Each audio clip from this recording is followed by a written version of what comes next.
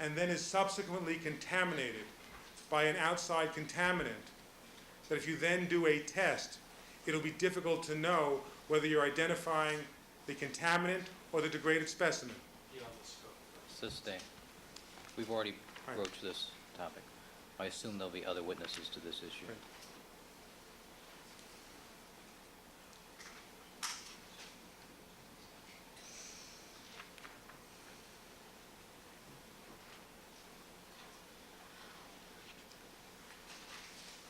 Now,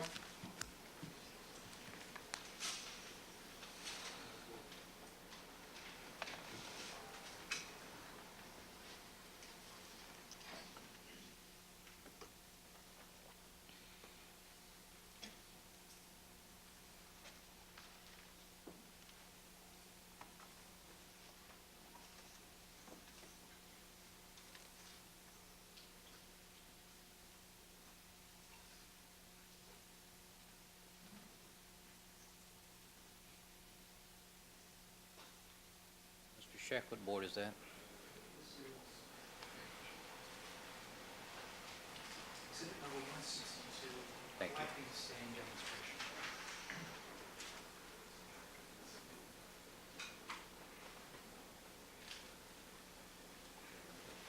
now, Ms. Mazzola, you can't see the board from where you are. No. Could you step down for 1 second and take a look at it, and then you can take your seat again? Why don't you take the long pointer with you there? Your Honor, may we just approach for one moment? No. I just Proceed. want- Proceed. Do you recognize the photographs contained on this board? Yes. And in fact, that's you in the photographs, is it not? Yes, it is. And are these a series of still photographs which are attempting to capture different aspects of the collection process? Correct. When were these photographs taken, ma'am? I don't know the exact date. What month?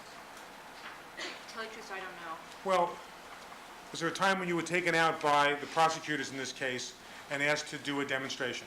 Yes. And was a prosecutor present? Yes. So Mr. Goldberg? Yes, it was. And were other members of SID present as well? Yes. And was a camera operator there as well? Yes. Both a still camera operator and a video camera operator? Yes. And have you ever been asked to do a demonstration of stain collection before in any other case? No. Do you know approximately when it was that you were taken out to do this demonstration? I don't know the exact date. I'm not asking the exact date. Or Was it in even- February or March? All I remember is it being cold and it was raining. I You, don't- you don't even know whether it's in 1995 or 1994, Ms. She was Mazzola? trying to answer the question, Mr. Sorry. Neufeld. You've interrupted her again. To be honest, I don't recall. Okay.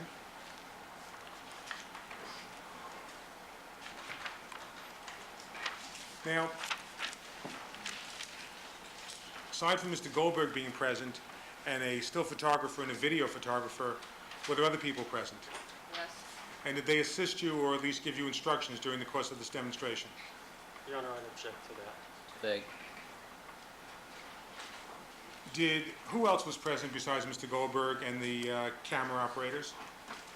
Mr. Funk and Mr. Yamaguchi. And during the course of your doing this demonstration, having these photographs taken, did either Mr. Yamauchi or Mr. Fung give you any direction? It's still vague. Oral. No. Did Mr. Goldberg give you some instructions? It's vague as to instructions. Sustained. Your Honor, can we approach? Nope. I think counsel understands the parameters here. During the time that you were actually doing the demonstration, did Mr. Goldberg give you any direction as to what to do? Your Honor, I still think it's vague and overbroad. Oral. Yes or no? I don't understand what he means by instruction. Or obviously, this is a demonstration project, a piece of demonstrative evidence. I'm sure the jury understands it was created for this case. Proceed. And during the course of that, did Mr. Goldberg give you specific instructions? As to what he wants you to depict, yes. Okay, and the sequence in which you should do certain things? No, not the sequence.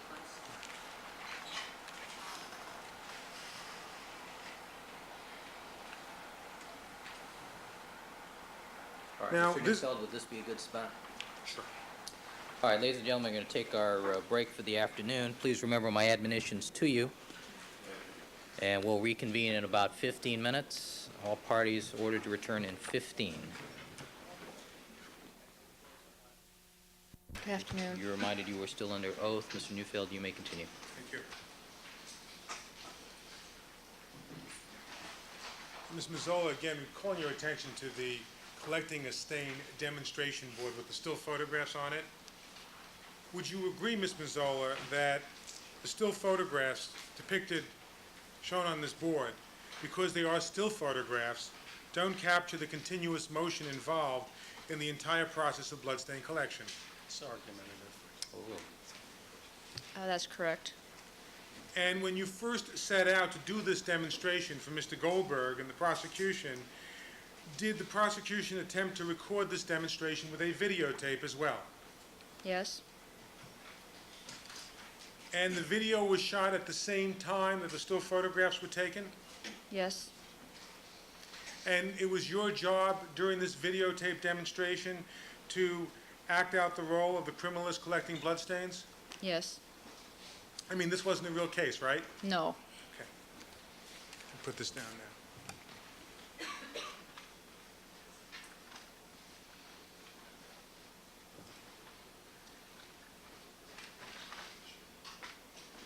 And Mr. Cochran, could you just flip that one around, please? I will, Thank you.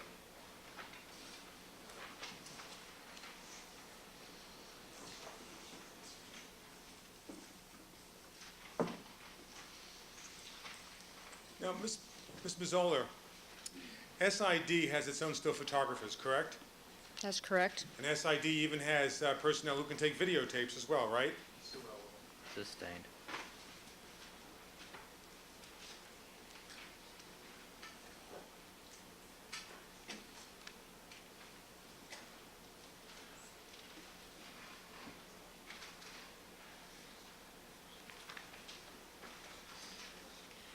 When this videotape was being made of you doing the demonstration, Ms. Mazzola, was it your understanding that it was being produced for the purpose of showing it to the jury during the trial?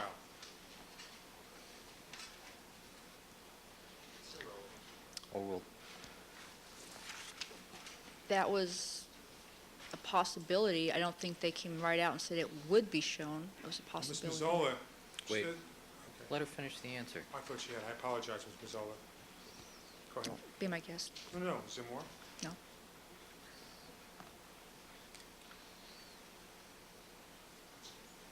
What was your understanding when you were engaged in this demonstration for the district attorney and the video camera is rolling? What is your understanding of what the purpose of this videotape was going to be?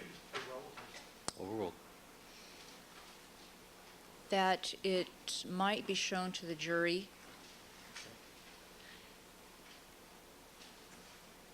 And so while the district attorney was producing this videotape, you tried to perform the tasks of criminalist to the best of your ability.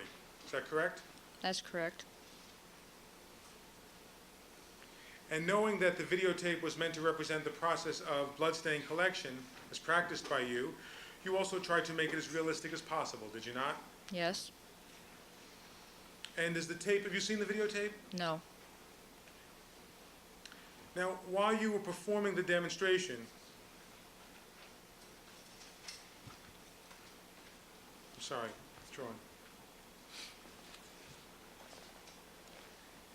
Did Mr. Goldberg ever tell you at any time, either during the videotape or after the videotape, that he was concerned that the videotape revealed some common accidents?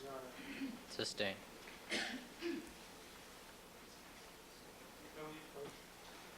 No.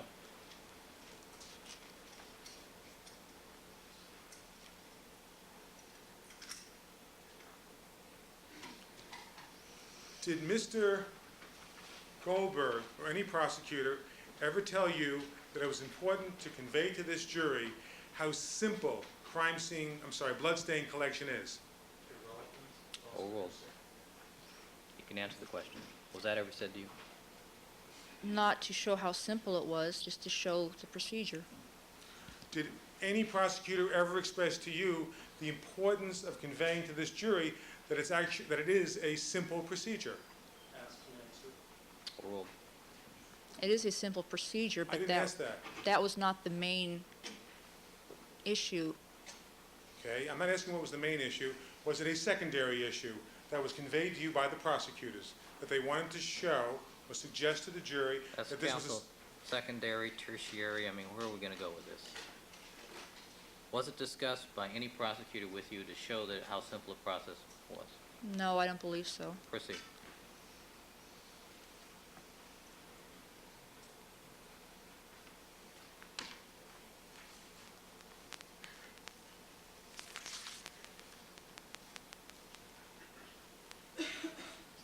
Ms. Mazzola, during your prep sessions with Mr. Goldberg, did he tell you that there was a chance that this videotape might be played for the jury?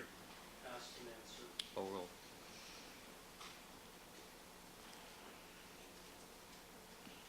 I don't remember if he said there was a chance it might.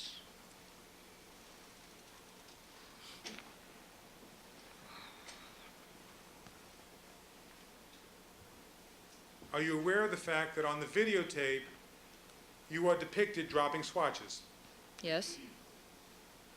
And were you at all concerned that the videotape depicted you dropping swatches? No? But you were aware of it. Yes. And during your prep sessions with the prosecutors in this case, didn't they tell you that on direct examination you should admit that you drop swatches occasionally in the event that this videotape is played to the jury? Didn't that come out? Well, it's compound. Sustained. Rephrase the question. In the prep sessions with Mr. Goldberg and the other prosecutors, didn't they tell you that there was a chance that this videotape might get played for this jury by the defense?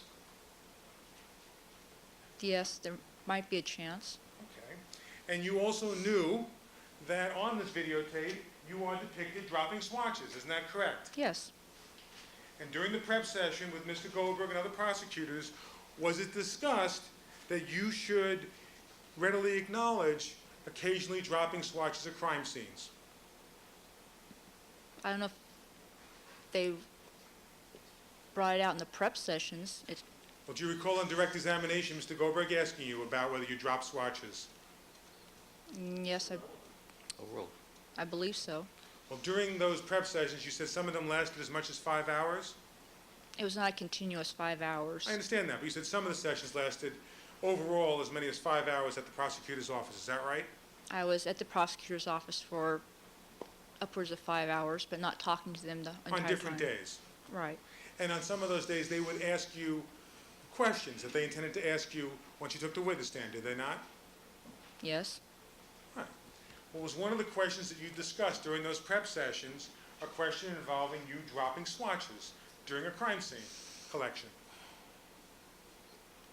I don't know if that was during one of the prep sessions. Are you saying that the very first time you ever heard that question asked was when you took the witness stand here? I believe it was mentioned when we were taking the photographs for the collection demonstration.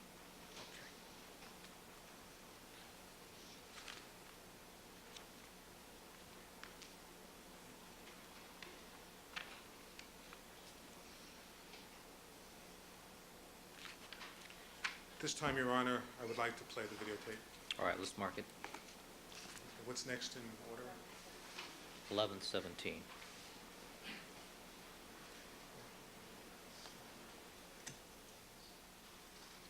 Proceed.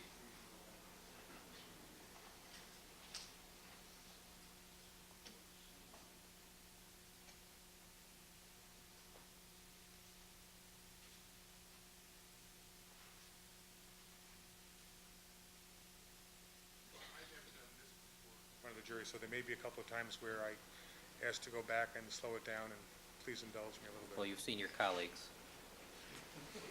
Exactly. All right. You ready?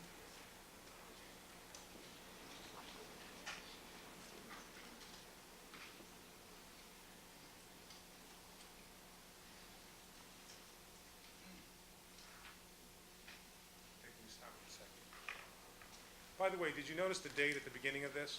Yes. It said 4/4/95. Does that refresh your recollection as to when this videotape was made? Not really. Okay.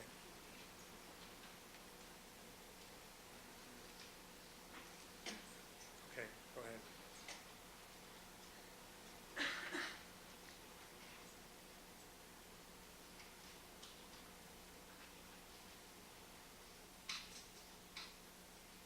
Sorry. Just do me a favor. I'm sorry, Your Honor. Could you just go back to the beginning one more time?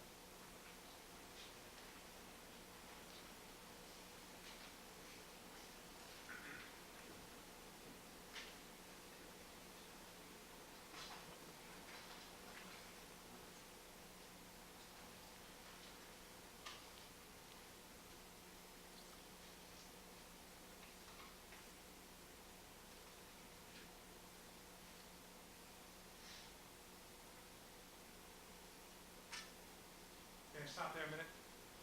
Now, Ms. Mazzola, is that you're wearing rubber gloves, correct? Correct. And it's your right hand that's now resting on the ground, isn't it? I believe so. Can you just back up a few frames?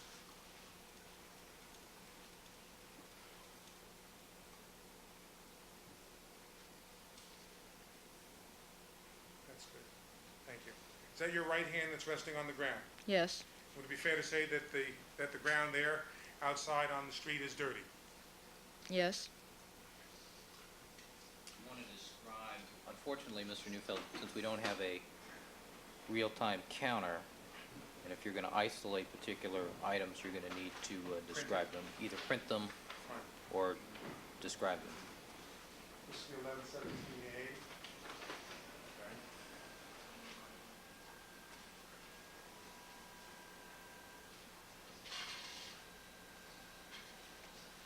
And Ms. Mazzola, just before this shot where you put the right hand down on the dirty ground, did you clean the tweezers? Yes. Okay.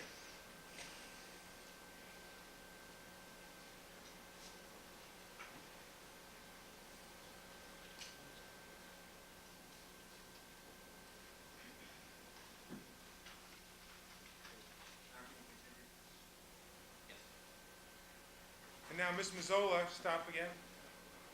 Did you just take the tweezers and put them and move them from the left hand and transfer them to the right hand? Yes. And that's the right hand that you just had put down on the dirty ground. Is that correct? Yes. Okay. One moment.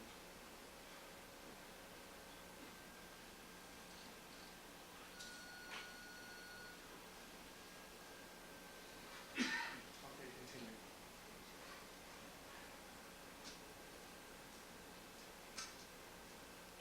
And are you now pouring swatches out onto the cap? Yes.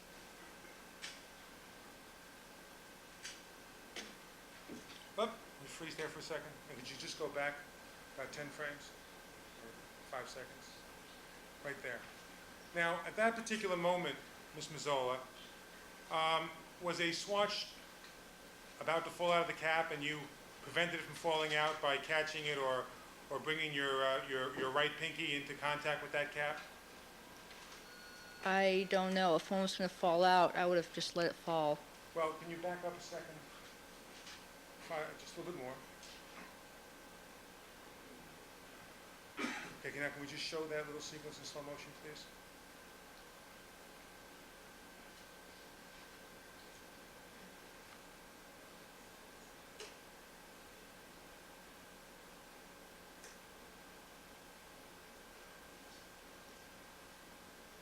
And just keep going down there. Ms. Mazzola, at that point, didn't you, stop there for a second, didn't you just bring your hand down to that cap because a swatch was about to fall off the cap? And it didn't, you saved it. I don't believe so because it appears that I'm putting the cap back on the bottle, and if a swatch was in there, I wouldn't turn the cap over because the swatch would fall out anyway. Well, Ms. Mazzola, you were about to put the cap down at that point, right? I don't know. And there were swatches in the cap. I don't know how many swatches were in the Okay, cap. Can you just back it up 5 seconds? We'll run the sequence one more time, regular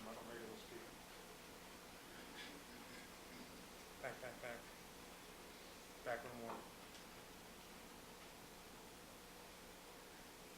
Okay, now start it. Didn't you just see you do something with your pinky, Ms. Mazzola, to try and catch something on that cap? I don't know if I was trying to catch something on the cap or what. But you could have been, is that correct, Ms. Mazzola? It's a possibility. All right. And the same hand that you're using to catch a swatch at that point, if that's what you could have been doing, is the same right hand that you would just put down on the dirty ground. Isn't that correct? Yes. Okay. Continue.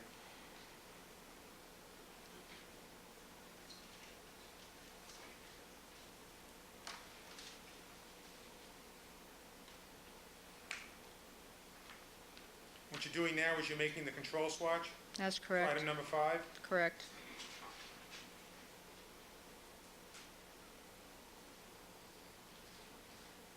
And Ms. Mazzola, on the dirty pavement outdoors like this, would you expect to see some kind of dirt or debris on the control swatch? Calls for conclusion. Based on your experience? Overrule. Might, You stop might at not. Hmm? Might not. I don't know. Even on an outdoor pavement like this, you wouldn't expect to find some dirt? Asked and answered. Overrule. There's a possibility you'd find some dirt. Is it a probability that you'd find some dirt, Ms. Mazzola? It's argument. Sustain. Continue, please.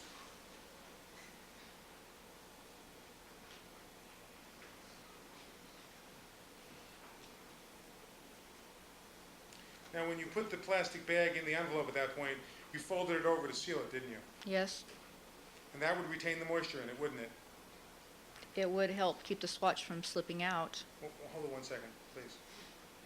Other than preventing the swatches from slipping out, by folding over the top of the plastic bag when it's wet inside, that will also result in it preserving the moisture in those swatches, wouldn't it? Yes. Just one moment.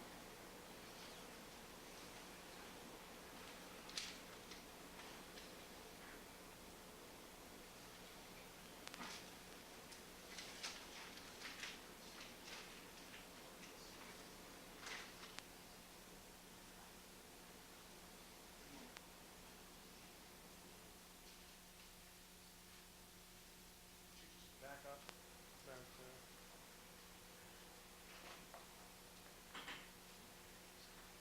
Back up.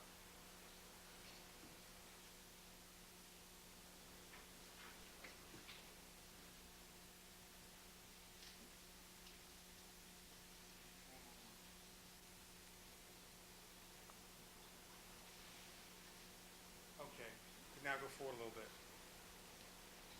Now, after you make the control swatch, Ms. Mazzola, you then clean the tweezers off before you go on to actually collect the blood stain. Is that correct? That's correct. And can you freeze there for a second? And what you just did, ma'am, was to pick up, and you're going to use that wet wipe or Kleenex to clean the tweezer, right? Yes, a Kim wipe. Right.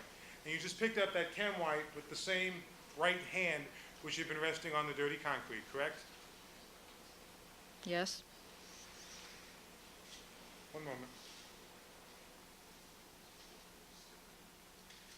Continue, please.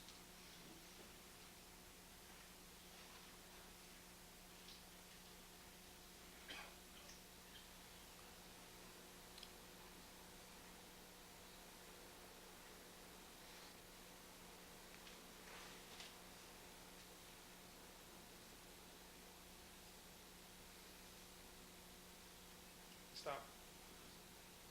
Now, Ms. Mazzola, you just transferred the tweezers that you just cleaned back into the right hand again, didn't you? Yes, the part away from the tips. Can you back up a second?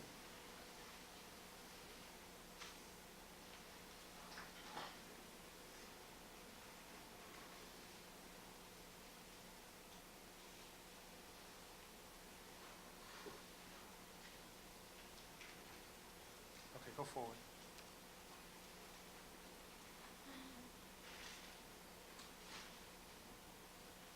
Now there you're holding it away from the tip, correct? Correct. Go ahead, continue. And now, stop, you moved your fingers further up toward the front of the tweezers, didn't you? Ms. Mazzola, isn't the tweezer now completely enclosed in your hand, in your right hand? I don't know if it's entirely enclosed or if my finger is just brought up around the side of it. Well, Ms. Mazzola, your fingers that are brought up along the side of it are the fingers of your right hand that you would just put down on the dirty pavement. Isn't that correct? Yes? Okay, continue.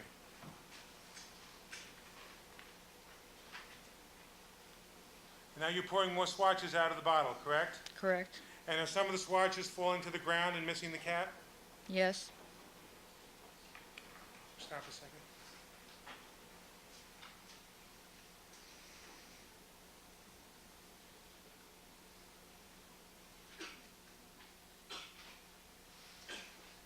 Okay, continue.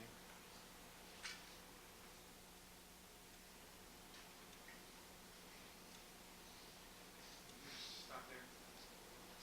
Now, Ms. Mazzola, you see some of the swatches that fell to the ground between the bottle and your knee? Yes?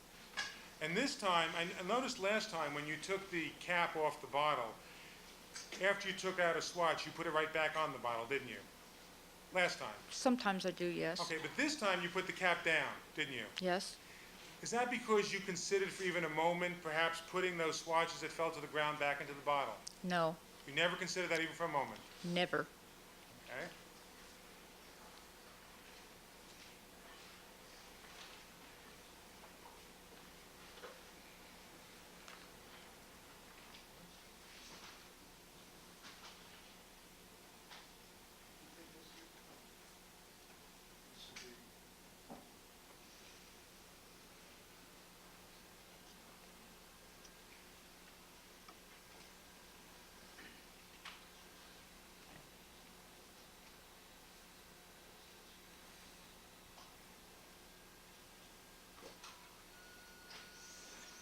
Ms. Mazzola, when you made this demonstration tape, were you aware of the fact that your right hand had been resting on the dirty concrete?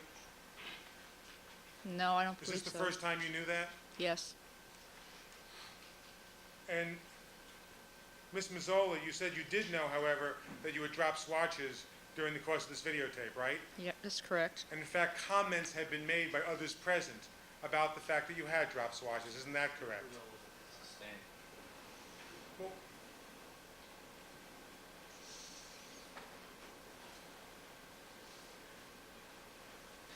you also testified on direct examination, Ms. Mazzola, that you had never dropped a swatch that had blood on it. Was that your testimony? I believe so. Well, had the prosecutor told you during the prep sessions that it was safe for you to give that answer because we don't have you doing that on the videotape? Sustained. Curious to disregard the implication of that question. Proceed. You also testified, Ms. Mazzola, on direct examination, that one reason, I'm sorry, withdrawn. You also testified that at crime scenes, your gloved hand has never touched a blood stain or wet blood. Is that correct? That's correct. But isn't one reason why you wear these protective gloves in the first place is because you could accidentally touch a blood stain or wet blood? We wear them for our own protection because we are around blood. Well, when you say you wear these gloves for your own protection, Ms. Mazzola, isn't that to protect you from an accidental contact with blood? Isn't that the whole purpose you wear the gloves?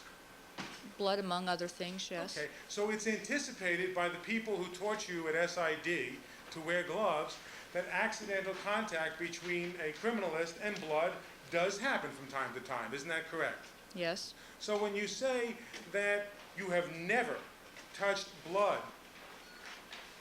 or a wet blood stain, even with your protective gloves on, what you're really saying is that you've never done it such as that you're aware of it. Isn't that correct? Overruled. Such that I was aware of, yes.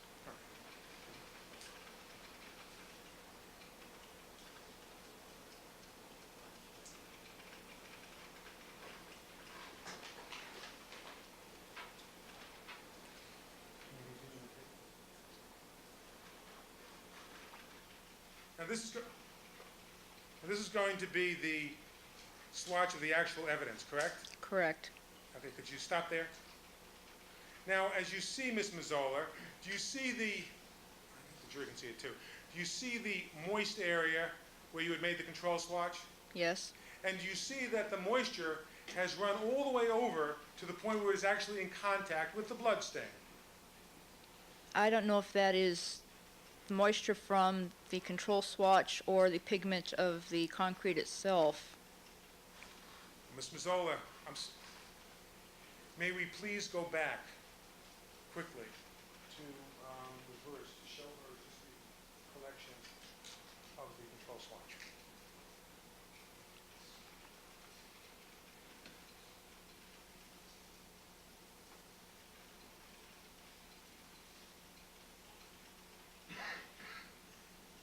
Back up, Mike. Back up. Back up before it starts touching. Back up so it's just off the ground, inches. Okay, go ahead. Stop. No. Can you back up? I want to get it just before it makes contact.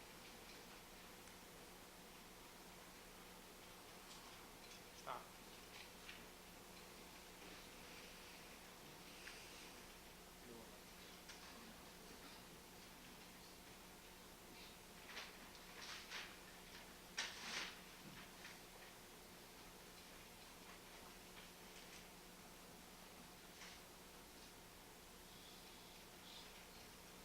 Stop.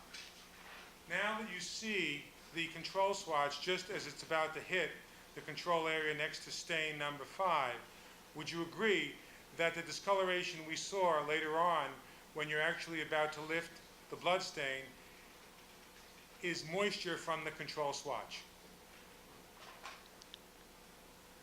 Well, it's a little hard to tell. It's possible. Ms. Mazzola, do you actually see any discoloration in the area immediately adjacent to that blood stain in this picture before you put that wet control swatch on the ground? I see the area slightly in front of the swatch, between the swatch and the stain itself. Isn't the area at that point, Ms. Mazzola, fairly consistent and not darker, appreciably darker, in the area, in the immediate area where you're placing down the control swatch at this point? Isn't that a fair assessment of what's depicted here, ma'am? It looks slightly darker to me, but All right, now could you go forward to where she's about to put down? Go up here. Go a little bit further. Just slow it down. Don't slow them up, that's right.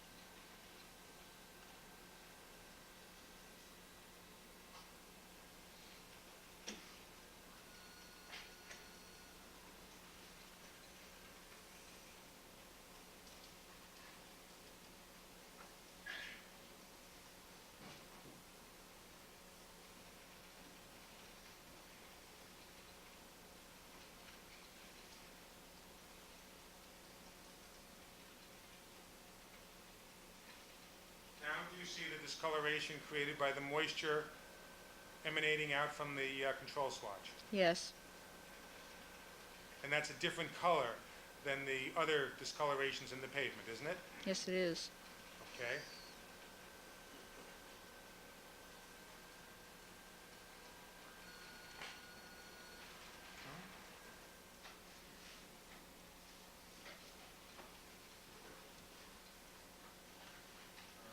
And you can see even at that point, the moisture has almost touched the blood stain, hasn't it? Overall.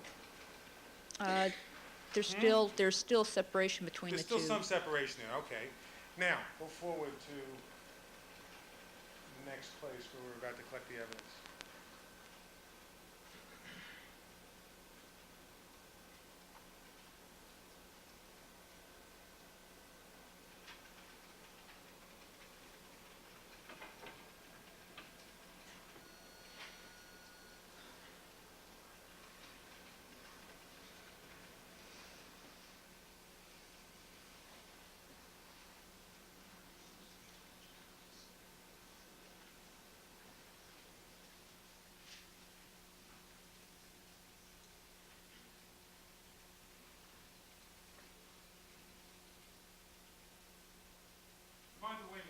the swatch that you just picked up could be the same swatch that you had touched with the right hand to help stay in the cap, couldn't it?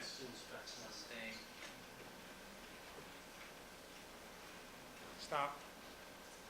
Now, Ms. Mazzola, can you see that the moisture has spread out from the control swatch so it is in fact touching the blood drop stain? It appears to be. And Ms. Mazzola, you're not supposed to do that, are you? Ms. Mazzola, Excuse you me, were Counsel. instructed, Counsel, I'm withdrawing the question based on this objection. when I start to rule, let me Oh, rule. I'm sorry. Overruled. Proceed.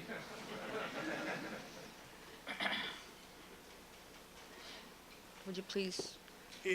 When you received your instruction on how to collect bloodstain evidence, although you were taught to collect or control close to the bloodstain, you were also taught, Ms. Mazzola, not to allow the moisture from the control swatch to come into contact with the bloodstain. Isn't that correct? I don't believe that was ever mentioned. Well, Ms. Mazzola, if in fact that swatch itself had been contaminated by your dirty hand, for instance, would the contamination be transferred to the moisture that is emanating out from the swatch? Could that happen? Overruled. I don't know. You don't know if it could happen? I don't know if it could happen. Well, if there was dirt on your hand and your hand came into contact with the control swatch, would you agree that it's possible that there could be a transfer of that trace evidence, of that contaminant, from your glove to the swatch? It would be possible. And would you agree, ma'am, that if that control swatch was moistened with water, that there could be a transfer of trace evidence from the swatch to the water? There would be items from the ground in the water, but the blood stain itself is on the ground, so it's on the same substrate. I'm simply, well, that assumes, does it not, Ms. Mazzola, that everywhere on the ground you have the same contaminants and the same substrate. Isn't that correct? That close, the substrate would be approximately the same. But Ms. Mazzola, when you put your right hand down on the ground, you didn't do that 2 inches away or 1 inch away from the blood drop. You did that several feet away, didn't you? Yes. And if your hand came into contact, the hand that touched the dirty pavement several feet away came into contact with a control swatch, it could contaminate the control swatch with whatever contaminant your right hand came in contact with, couldn't it? If the hand came in contact with that particular swatch, yes. Okay? And if that swatch then comes into contact with water, the water can pick up that contaminant, can't it? The possibility. And if that water then spreads outward and actually comes into contact with the blood stain, then the blood stain can come into contact with the very same contaminant that the right hand initially came into contact with. Isn't that a possibility? A possibility, yes. Okay. But it's your testimony that you were never instructed to keep the control swatch moisture not in contact with the blood stain. They never taught you that at the Sid Mini Academy. It was never a strong point that was brought up. Well, was it a small point that was brought up? I don't remember. So is it the best of your recollection it could have been, but you just don't recall? I don't recall. Well, as you sit here today, would it make sense to you as a criminalist not to let the moisture from the control swatch come into contact with the blood stain? That would be preferable.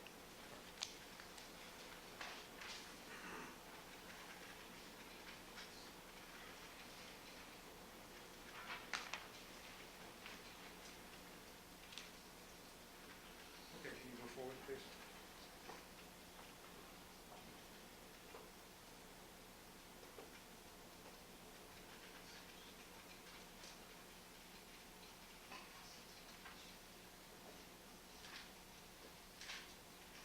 Ms. Mazzola, is there some difficulty in this swatch absorbing the blood stain? Yes.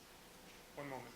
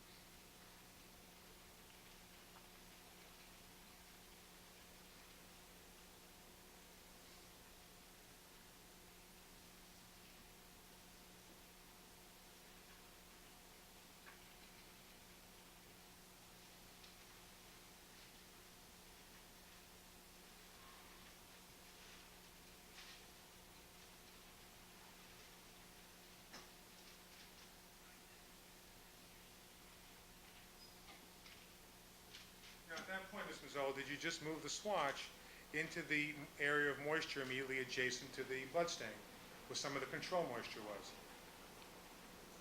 I can't tell if the swatch was touching the moisture or not. Did it appear to you that it was, though?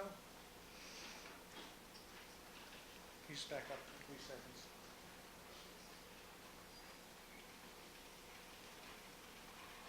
Okay, now just go forward. Slow. Did it appear to you that at that point it's touching the moisture adjacent to the stain? It's still hard to tell if it was actually Okay. touching. So, let's go forward.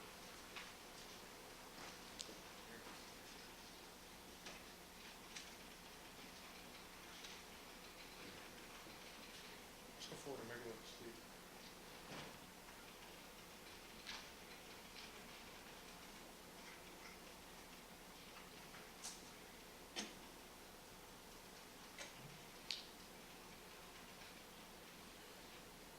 Ms. Mazzola, in this particular demonstration, you were asked to only make one swatch of this particular bloodstain, correct? Correct. Now, in this case, in some of the bloodstains, you made as many as a half a dozen blood swatches? I don't remember exactly how many, but on some of them it was more than one. Right? And would you agree, ma'am, that if you did, for instance, 4 or 5 swatches, there's 4 or 5 times the opportunity to make mistakes as there is in a single swatch? Sustained. In this particular demonstration, Ms. Mazzola, you're having some difficulty getting blood to be absorbed onto that swatch? Yes, this That stain was sometimes happens with Wait, pavement? wait. Sorry. to dry the blood. Since it was so cold, they put a heater on the blood spots and it more or less baked it onto the concrete.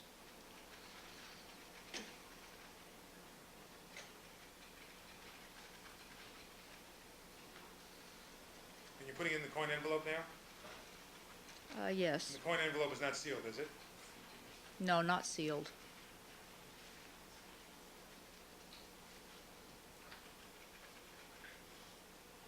Now you're cleaning the tweezers again? Correct.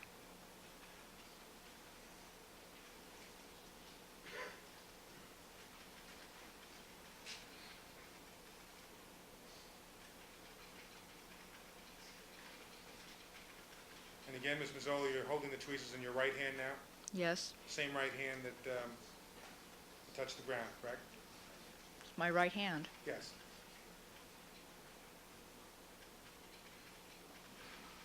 And is that your right hand hitting the ground again? My hand was on the ground, yes. Okay. Notice you're stretching. Yes. Is it tiring bending down there to do even a single swatch? No, when it is extremely cold, my left knee tends to tighten up a bit. And at this instance, you're actually brushing away the swatches that you had dropped to the ground? Yes. By the way, Mr. Yamauchi and Dennis Fung were also present during this? Mr. Yamauchi was. And did Mr. Yamauchi, I thought you said Dennis Fung was there as well. Did you hold it a second, please? I believed he was back and forth between the demonstration area and the lab itself. One moment.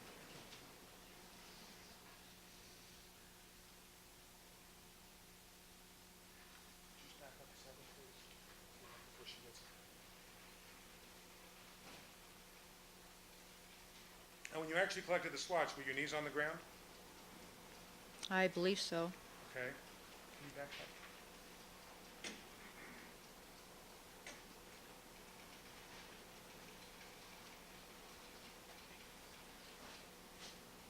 Back up to just where she's about to get up. And are you now putting your left hand on your knee? Yes. And that's the knee that was just on the pavement? I think it was on the pavement. Okay. And when you're wiping the ground now with your right hand, correct? Correct. And you didn't change gloves before you went on to the next watching, did you? No. Okay.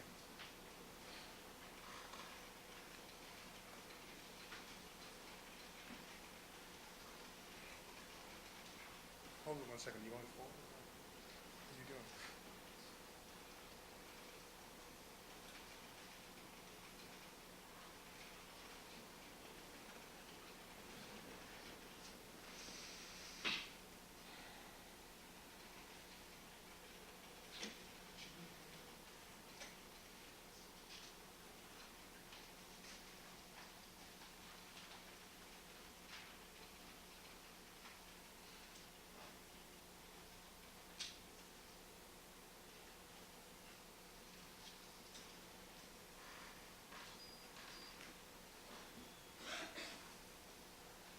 swatches that have dropped to the ground again, haven't there?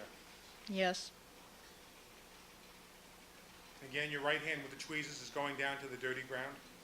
is on the ground. Would you agree that the pavement outside where you're shooting this has dirt on it, ma'am? Yes,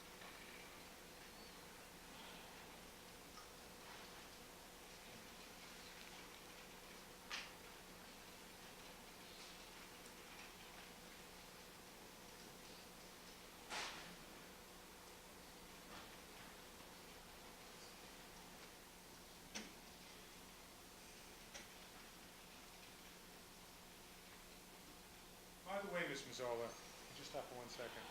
I notice in the demonstration board, when you're actually, when they show you either using the control swatch or a swatch on a piece of evidence, you don't see any of the swatches that are lying on the ground. Is that correct? I believe so. That they don't show any swatches lying on the ground? Yes. After you finished making this videotape, did the prosecutor ask you to repeat the exercise again? No. Continue the tape.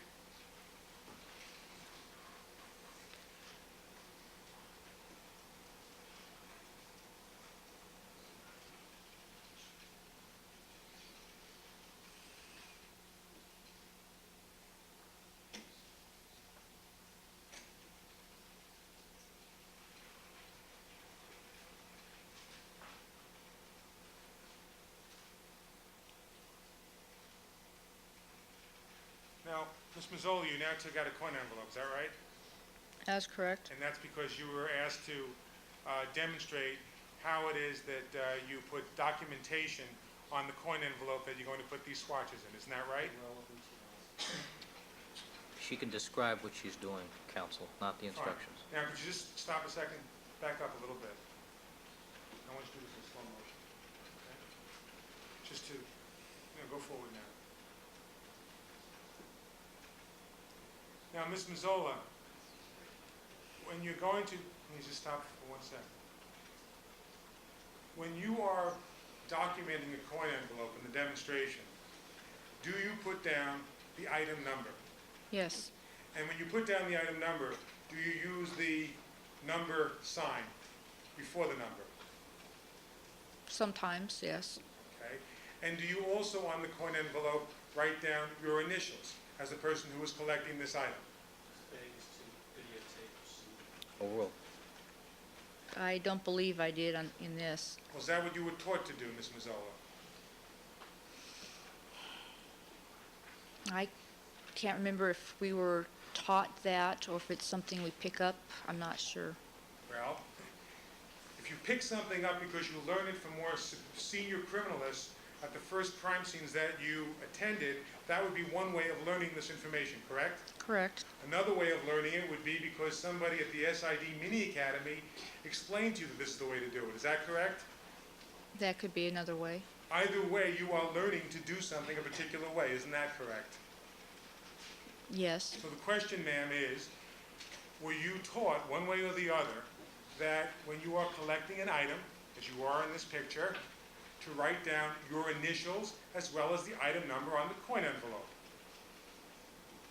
As I believe I had said earlier, some criminalists put their initials on the envelopes, some don't. Ms. Mazzola, let's play this tape forward then, in slow-mo.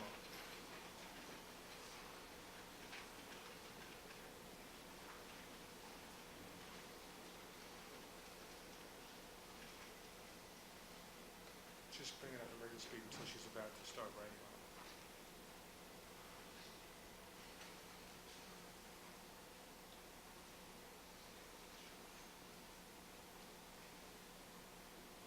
Mrs. I want you to look very carefully at the movement of your hand, of your right hand as it writes on the envelope, okay? Okay.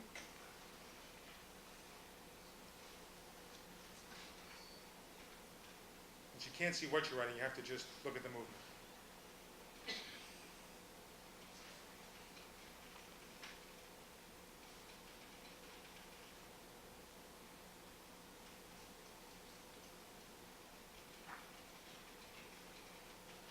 writing something there, correct? It appears to be, yes. Okay, and you picked up the pen, now you're writing something else. Correct.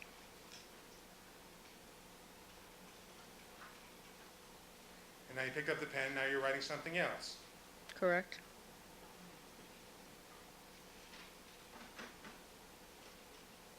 So, Ms. Mazzola, there were 3 different things that you wrote on that envelope, correct?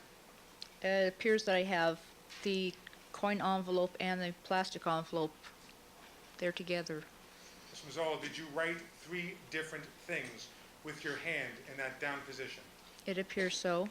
Okay. And Ms. Mazzola, one of the things that you were taught to write was the number, correct? Correct. Second thing you were taught to write is the number sign, is that correct? We were not taught that. So sometimes you do that and sometimes you don't? I tend to do that. You tend to do that. I tend to do that. Okay, that's the second thing. The third thing, Ms. Mazzola, and that would be the first thing you were doing there, was actually writing your initial, isn't that correct? I don't know if that was my initials or not. Ms. Mazzola, when you write your initial, AM, don't you write it in one continuous motion? Yes. All right, let's, one second.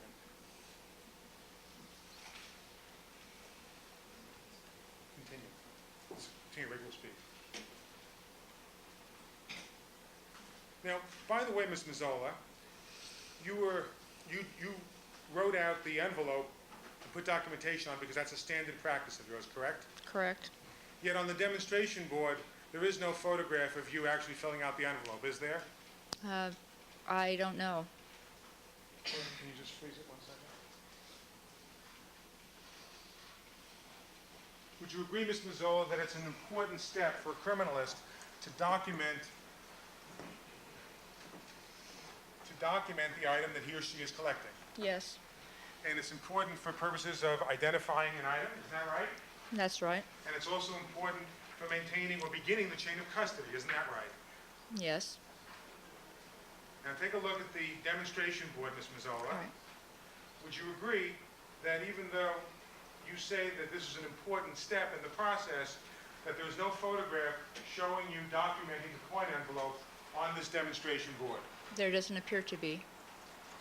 Did you have any input at all into the creation of this demonstration board without a photograph of you doing the necessary documentation? I had no input on the construction of the board. For the record, what was exhibited to the witness was People's 162.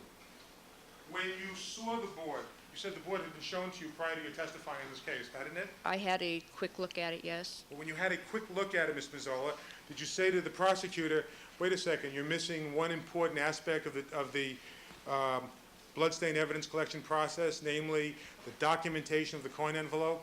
Did you say that to them? Sustained.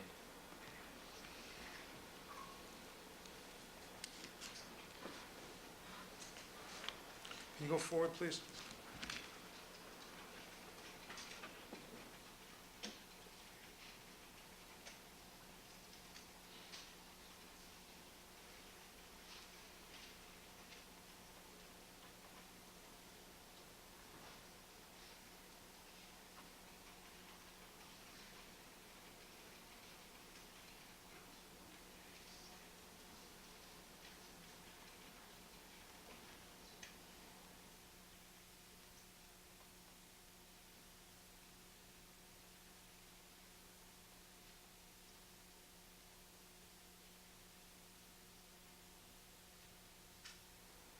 See the moisture moving out from the control swatch, Ms. Mazzola?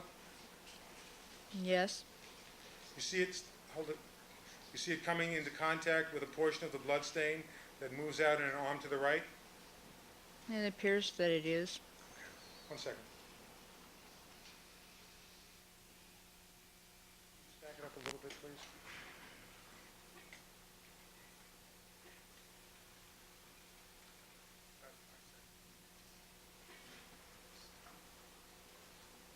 Stop. Ms. Mazzola, see the dirt on the fingertips of the third and fourth fingers of your glove? Yes. Okay, continue.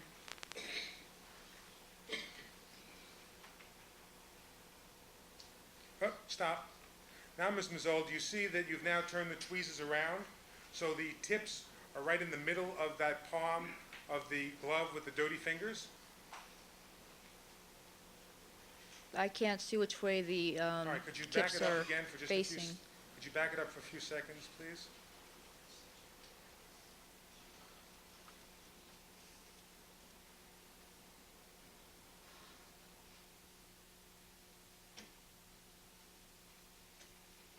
Okay, now, stop. Do you see that the tip of the tweezers is going into that envelope, into the plastic bag?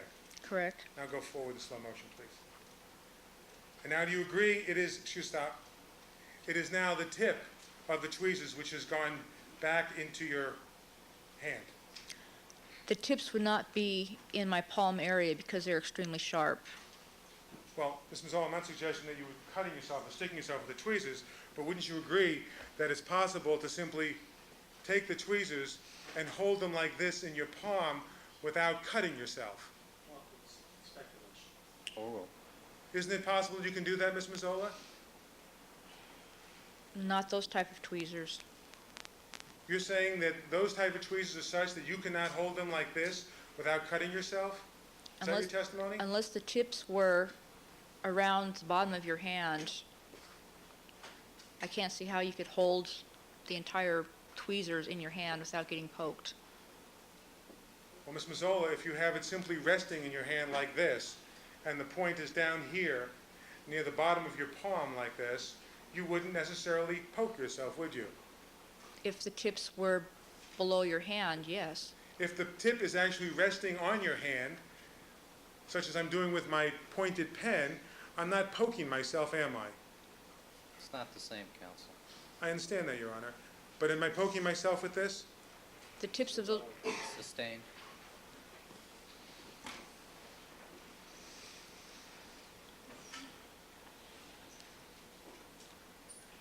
Let's continue the tape.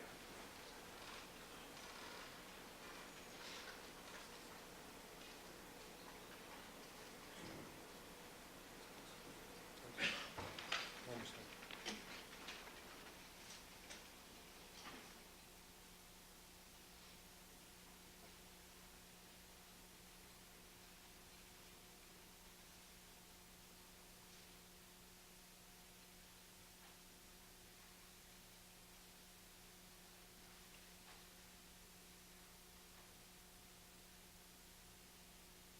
Now, Ms. Mazzola, the tip of the tweezers is very close to your fingers at this point, isn't it, on your right hand?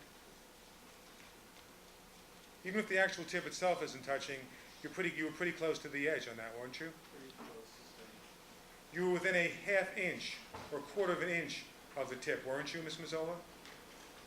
I couldn't tell how close I was on.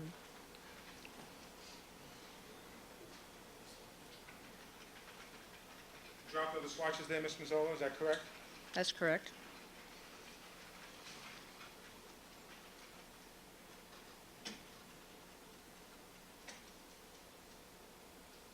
Now, you're having some difficulty getting the swatch to get onto the stain there, right? Right. Slow down, stop. And so now you've moved your fingers on the dirty glove that had been in contact with the pavement down toward the tip of those tweezers, haven't you? They are still a ways away from the tip. I understand that. But you've moved them down away from the position they were normally in to try and get that swatch to come off the tip, haven't you? Yes, And that's the same hand that had the dirt on the fingers, correct? I believe so. Continue.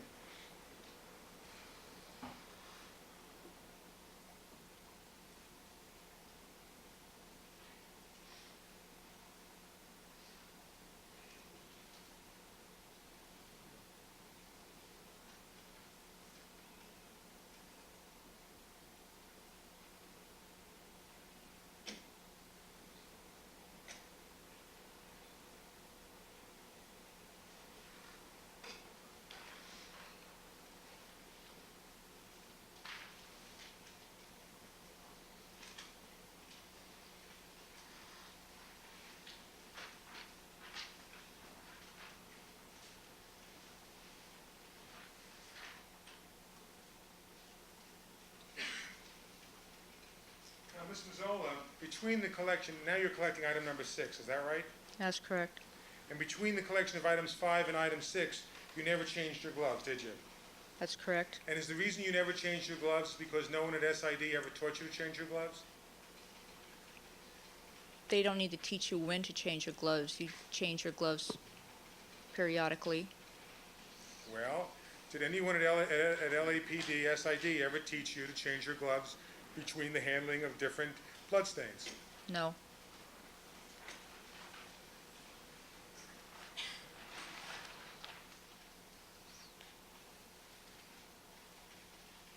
You know,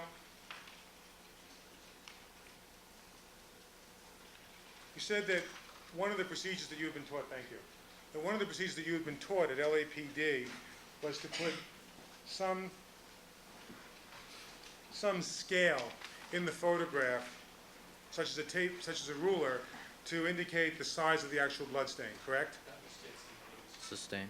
Well, were you taught, as part of your instruction on forensic photography, to have a ruler placed in the scene? Sustained. Ms. Mazzola,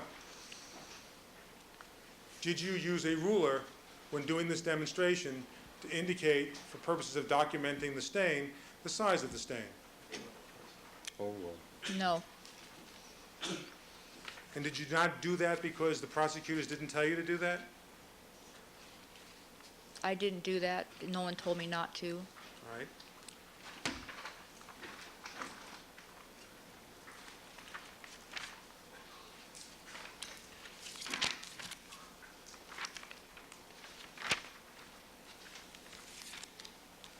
One moment, Your Honor. Certainly.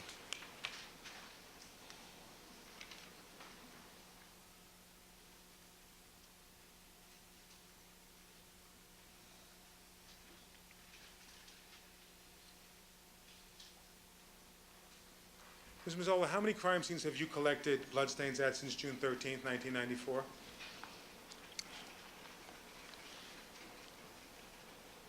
Two, I believe. And would you agree that additional training and more experience makes you more proficient today than you were 10 months ago? Experience helps. And would you agree that when collecting blood or blood stains, mistakes can occur? Mistakes can happen, yes.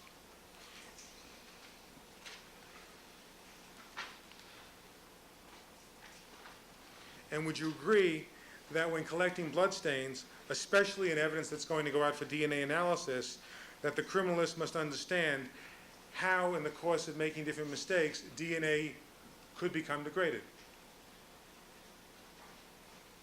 I don't think we bear in mind just DNA specifically. We look at any serological testing. Were you ever taught at the SID Mini Academy any connection at all between the mistakes that can happen at a crime scene and the effects it will have on DNA or other serological testing? Sustained. Rephrase the question.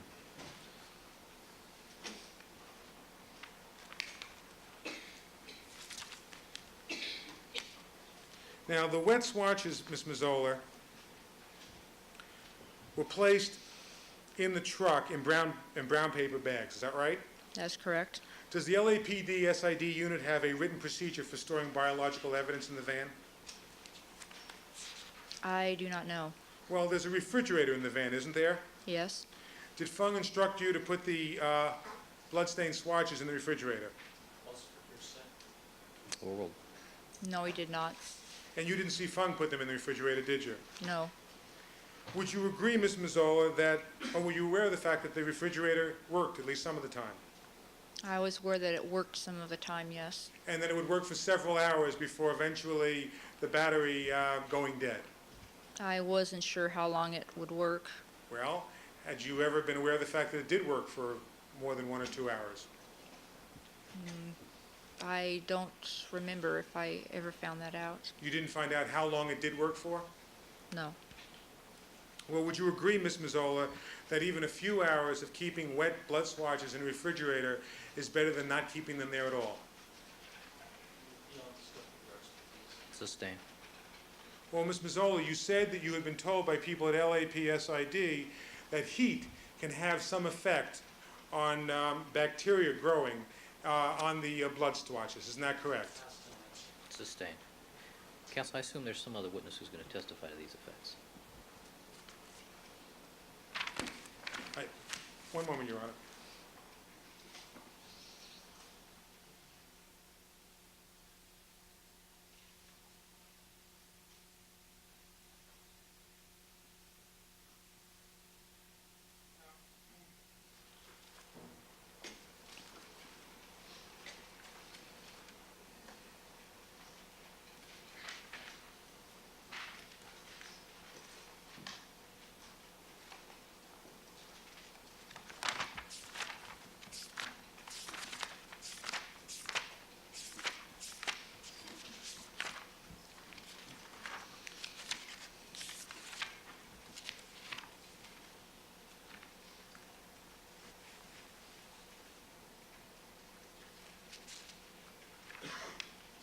Ms. Mazzola, when you came back to Rockingham later in the afternoon on the 13th, the first item of evidence that you collected inside the house was item number 12. Is that right?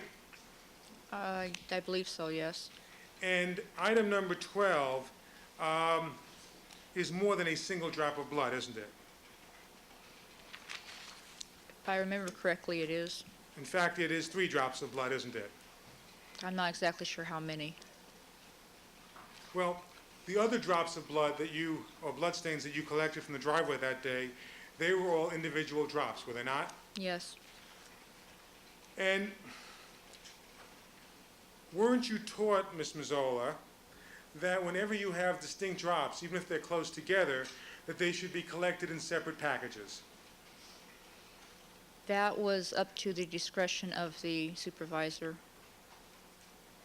Let me show you 14.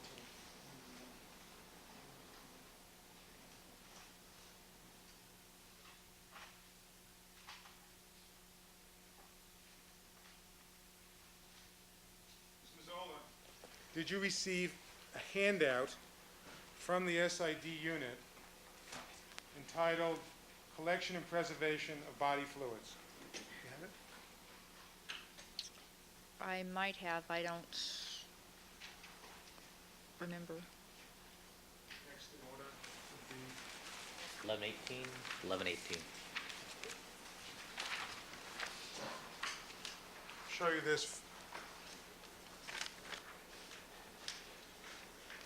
Let me ask you to take a look at item number 13.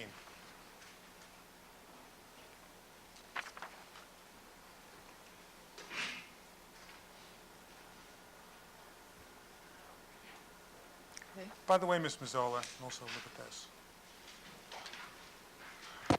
These 2 pages represent a handout that you received at the SID Mini Academy. Yes, they look familiar. Okay. And in the handout that you received from the SID Mini Academy, weren't you told specifically, quote, if there is more than one distinct stain, these should be treated as different stains and collected separately? That's what the handout says. All right? And Ms. Mazzola, does it anywhere in that handout say, oh, but wait a second, you can make an exception if the senior criminalist says to? Sustained. Did you ever receive any written instructions at all from LAPD SID suggesting that you could make an exception from that rule when the senior criminalist so chose? There was nothing written down.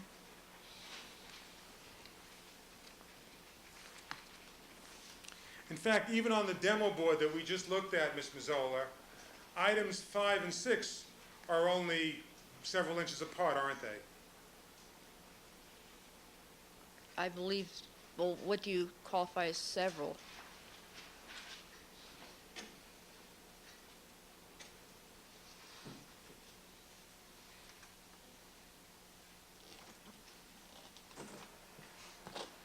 Would you agree, Ms. Mazzola, that items 5 and 6 are within a foot of one another?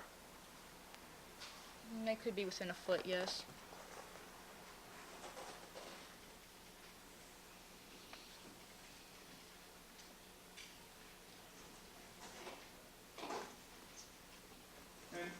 Ms. Mazzola, I believe you said that you had also been taught that it wasn't necessary to pick up every single drop in an area, but only to pick up representative drops. Is that correct? That's correct.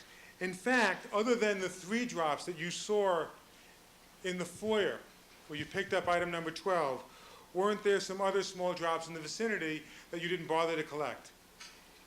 I don't remember if I saw any other little drops around that area or not.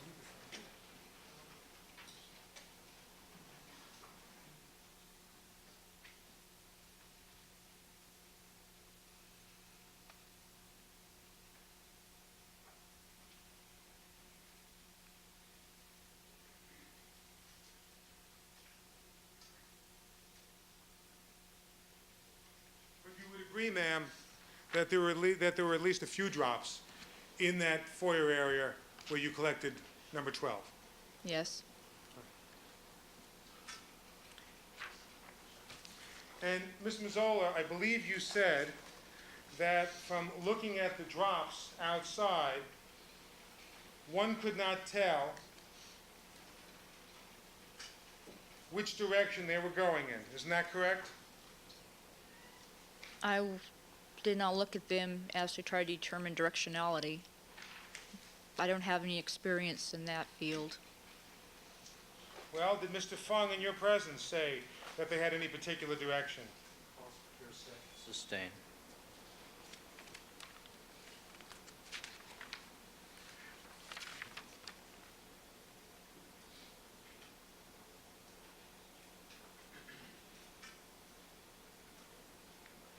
And I believe you said, Ms. Mazzola, before that you can't tell whether or not this trail of blood drops at Rockingham is leading from the house to the Bronco or from the Bronco to the house. Isn't that correct?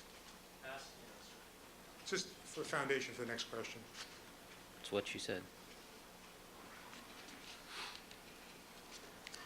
In fact, Ms. Mazzola, from what you just said, the greatest number of drops that you saw in any particular area was that concentration of drops in the foyer, inside the front door. Isn't that correct? That is correct. Let me ask you a hypothetical, Ms. Mazzola.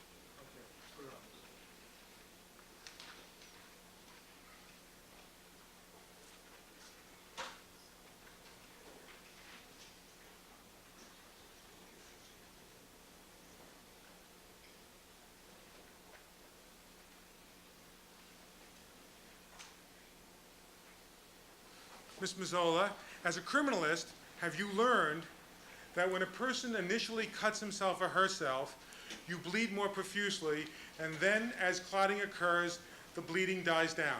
Did you learn that? Yeah, on the stuff. Sustain. Well, Ms. Mazzola, just from your common everyday experience, have you ever had a cut? Yes. Calls for an opinion conclusion. Sustain. Ms. Mazzola, what do you know, both professionally and from your own experiences, as to how frequently blood drops are made when you first get cut and how they dissipate as time passes? Same objections. Oh, do you know anything about those topics? I don't know how fast the blood drops form or drop.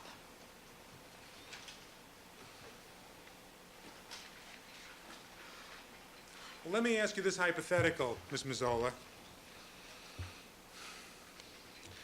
If someone cut himself in the foyer of his house, might he bleed more profusely inside before going outside? It's a hypothetical. Sustain. No, it has to be within the expert's expertise. It's not here. As a criminalist, Ms. Mazzola, have you been trained, have you received any training at all in looking at blood pattern?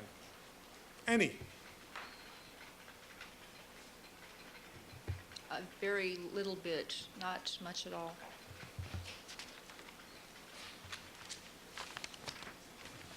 Well, Ms. Mazzola, would you agree that the pattern of drops that you observed, on June 13th at Bundy are consistent? Your Honor, What- I object any editorial along these lines. Oh, let me hear the question. Are consistent, Ms. Mazzola, with an individual cutting himself inside the house where you observed Sustained. those 3 drops? Sustained. Counsel, this is beyond her expertise. A moment.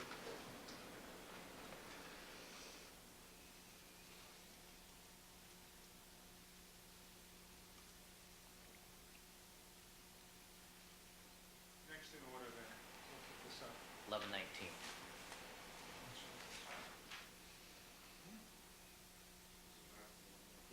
Yeah, thank you.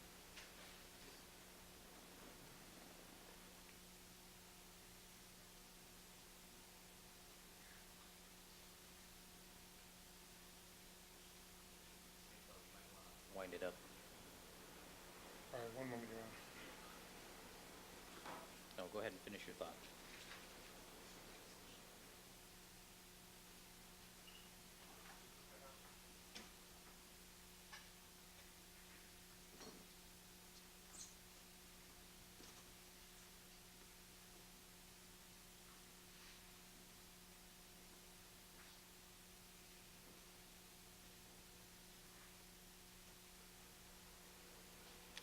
Ms. Mazzola, do you recognize that photograph? Yes, And is that photograph showing at least 3 different blood drops on the Yes. foyer near the card number 12? yes, And isn't it true, Ms. Mazzola, that that was the only blood drops or blood stains that you observed on the first floor of the house? that's correct. And isn't it true, Ms. Mazzola, that after you collected those blood drops in item number 12 in the foyer near the front door, that you then walked up the stairway?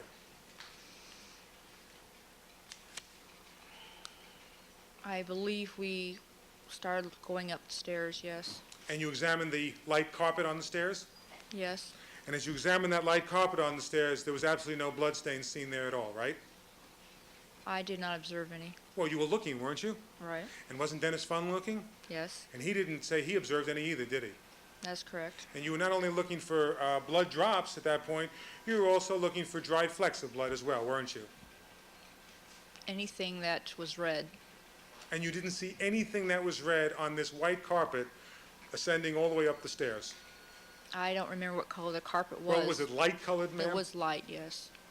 It was the kind of color that if there was a red drop, it would stand out, wouldn't it? Yes, And then as you walked down the hallway on that second floor toward Mr. Simpson's bedroom, there was also that same light-colored carpeting, correct? I don't recall. Could be, I don't remember. Well, when you were examining the floor, weren't you at that point? Yes, And you didn't see any blood drops there either, did you? that's correct. And you didn't see any flecks of blood, did you? No, And when you examined that stairway going up the stairs, ma'am, did you examine the banister also? yes, And on the banister, ma'am, there were no flecks of blood, were there? I personally did not observe any. Well, did Mr. Fung personally observe them in your presence? Not in my presence, no. And on that banister, there were no flecks of blood either, were there? I did not see any, And Mr. Fung didn't mention any to you, did he? no. And if you had seen them, you would have collected them, wouldn't you? Yes, And you would have photographed them. yes, And also on that banister, ma'am, there were no smears of blood, were there? Indicating that somebody had blood on their hands. Isn't that correct? I did not recall seeing anything like that. And Mr. Fung didn't observe any either that he mentioned to you, did he? Sustained. You Did can Mr. read- Fung, in your presence, say to you that he had observed any smears of blood on the banister? Sustained. Counsel, why don't you rephrase that question? Did Mr. Fung point out to you any blood smears, et cetera? et cetera? Thank you, Your Honor. You can answer the No, he judge's did question. not. Okay. Why don't we stop at this point, Your Honor? All right. All right, ladies and gentlemen, we're going to take our recess for the afternoon. Please remember all of my admonitions to you. Don't discuss the case amongst yourselves. Don't form any opinions about the case. Don't allow anybody to communicate with you. And do not conduct any deliberations till the matter has been submitted to you.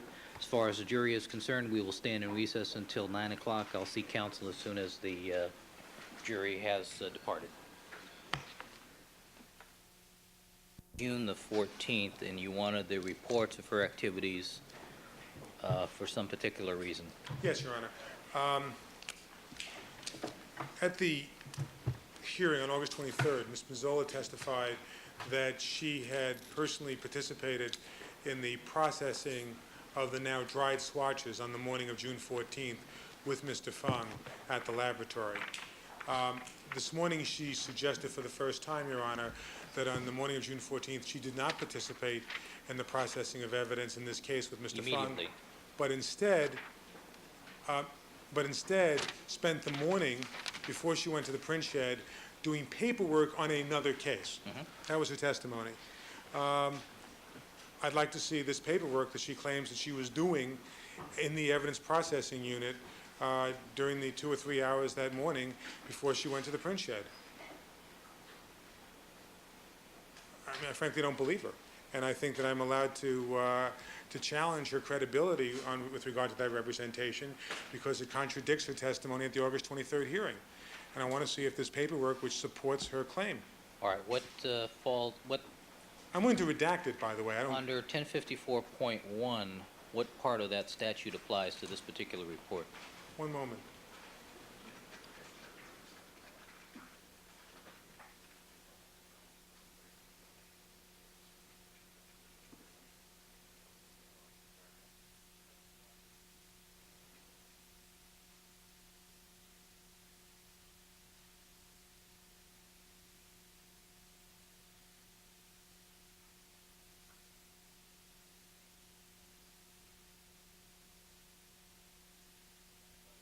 Let me cut to the chase. I mean, is there some reason that the prosecution doesn't want to provide the court with a copy of any report?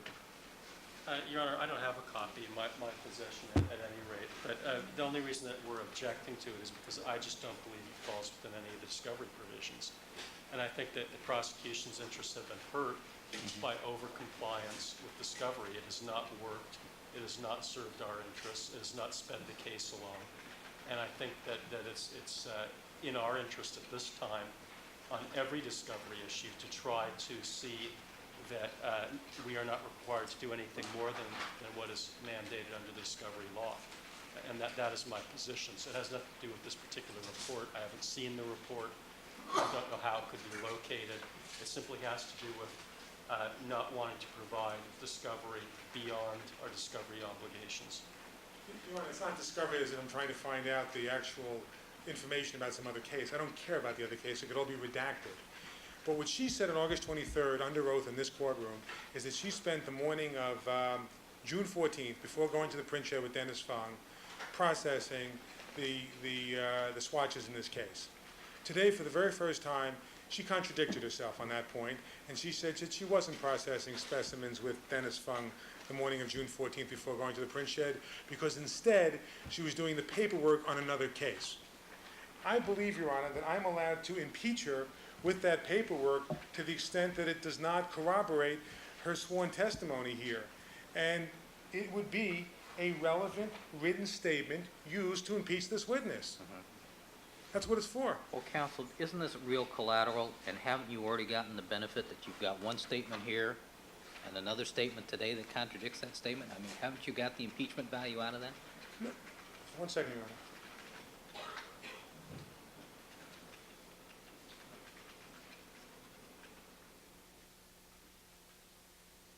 Your Honor,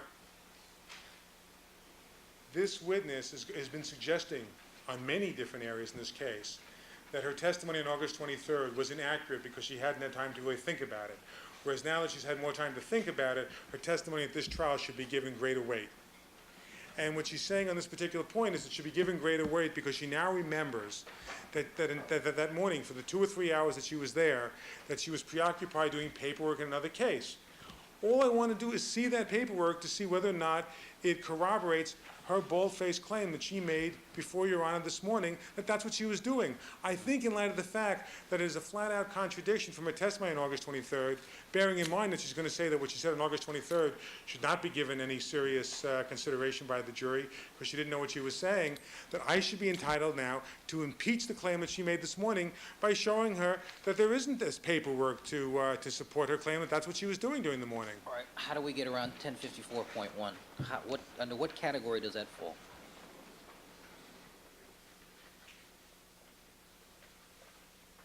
Well, Your Honor, number one, I believe that her testimony on August 23rd was in fact the correct testimony, the truthful testimony. And to the extent that it is truthful, it is exculpatory evidence. And to the extent, Your Honor, that this written report undermines her claim today that she spent the time doing this. Do you have any case that describes something like this as exculpatory evidence under California case law? Well, Your Honor, not just as exculpatory evidence, Your Honor, but I would submit, I don't have a case before me. Your Honor, even if you thought about it in terms of 352, what are we talking about here? We're talking about the people producing a single report which can be redacted so as no information about another case is disclosed, simply to show how long it is and how much time was expended on it to undermine her claim that she's made under oath in this courtroom, that she spent the entire morning when she arrived before going to the print shed involved in, on processing papers in another case.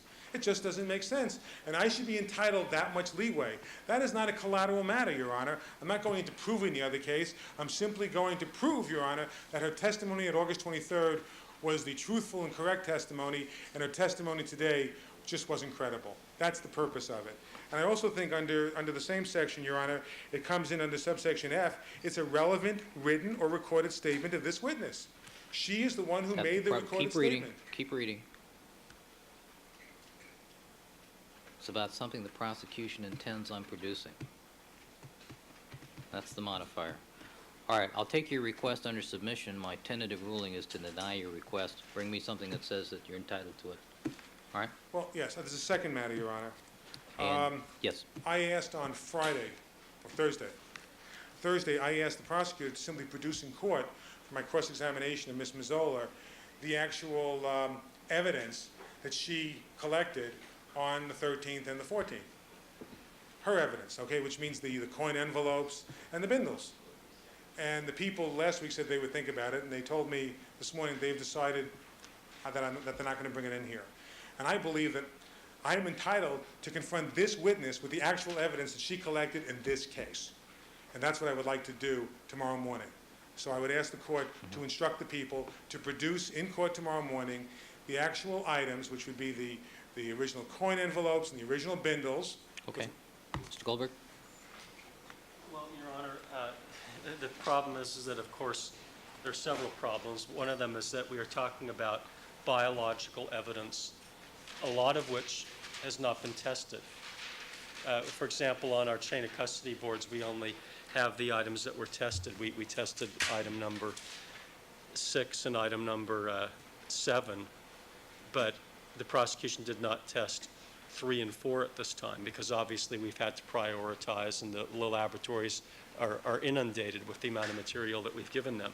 So they're talking about bringing in evidence that still contains biological evidence that can be tested, defrosting it, destroying its utility for any future testing, evidence that constitutes a biohazard and should not be in court at any rate, and has made absolutely no showing as to why we are going to destroy the evidence in this case. I mean, obviously the defendant doesn't care about destroying the evidence in this case because it's not going to exonerate him, but we still have an interest in trying to preserve the evidence to the extent that it exists. They have been provided with an opportunity to inspect all of this evidence in Albany at a tremendous expense to the people. It has been photographed by the prosecution. We have provided them with photographs of it.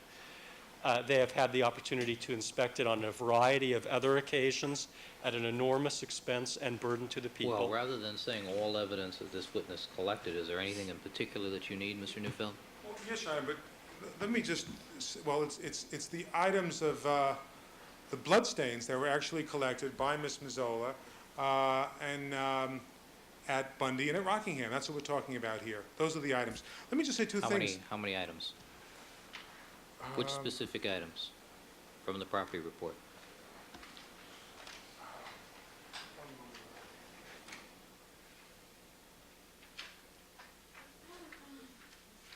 I take it you haven't even reduced this to a written request to the prosecution. Well, Your Honor, that's true, but, you know, let the prosecutor submit to you a single authority to support his point that's going to be counsel, destroyed. no, It's not going to no, be destroyed. Wait, Mr. Neufeld, I'm just interested in what efforts have you made to try to get them to bring us over? First effort is to identify specifically what it is you want. I'm asking you now, tell me what you want. I'm just curious if you even have a written list of these items, which would help me immensely to get started here. The items of the bloodstains collected at Bundy, which would be items 41 through 52. That's, and we're not talking about a huge amount of evidence here. These are coin envelopes that are this large, Your Honor. 41 through 52. At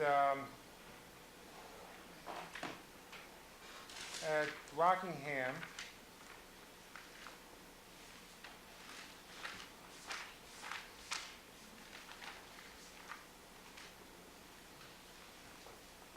we are talking about items 3, 4, 5.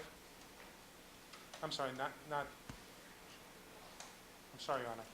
Item 1, item 4, 5, 6. All right, counsel, what we're going to do is I'm going to stand in recess until tomorrow morning at 9 o'clock. I want you to prepare a list of what it is you want from the prosecution, give it to the prosecution. I want from the prosecution by 8:30 tomorrow morning a list of any specific objections as to why those items cannot be produced in court. Your Honor, there is one. Yes, to the specifics requested by the defense. I assume that if there is any refrigeration problem, they can be packed, brought over, exhibited briefly. I assume that this is not a tremendous logistical problem since we're talking about a lab that's less than a mile away from here. Your Honor, just so the record's clear on this, these items were sent to Albany. They were taken out of the freezer for extended periods of time. Mr. Neufeld, stop while you're ahead. All right, tomorrow morning. Just one question. If they have their list by 8:30, how No, are we no, also no, supposed to... I'm ordering you to confer, provide the prosecution with a list. I'm giving the prosecution until tomorrow morning at 8:30 to lodge any written objections that they have to those items, and I'll make an order, if it's appropriate, tomorrow morning, directing LAPD, SID to bring those things over, packed in dry ice if necessary. Okay, so they're going to give their list to us tonight. Right now, I'm going to give them a list in 5 minutes. right now. All right. All right? Do we understand each other? Yes, Great. Your Mr. Cochran. Good afternoon, sir. We start off the morning, I'd like to finish off the day, Your Honor. Your Honor, we had made an informal request, I believe, for the so-called Cato Kalin tapes. They've not been made available to us. and I'd No, like to- if you recall, the prosecution said that they had turned over a set to the court and that they were available to you from the court anytime you wanted to take them and copy them. Can we do that? Yes, absolutely. Okay, I've had them sitting in my chambers for the last 2 weeks now, well, 3 we'd like to, weeks. can we get those? We'll work that Absolutely. through Your Honor's clerk. And the other thing is, could the court set aside some time this week? We probably need one of your famous graphs, because we need to re-calendar certain of our motions that are kind of fallen by the wayside. But, you know, at your convenience, we need to probably get that back on track. Actually, we probably ought to have a brief morning's chambers conference, perhaps Thursday morning, Okay. just to get a list of all the matters that we have not considered. I'll have Mrs. Robertson put together a list of the motions that we have not addressed yet or have been taken off calendar. That'll be fine. And there's one other witness we're going to, I think, interview at some point when the court decides it's That appropriate. is correct. So that's fine. Thank you, Your Honor. All right. Thank you, counsel.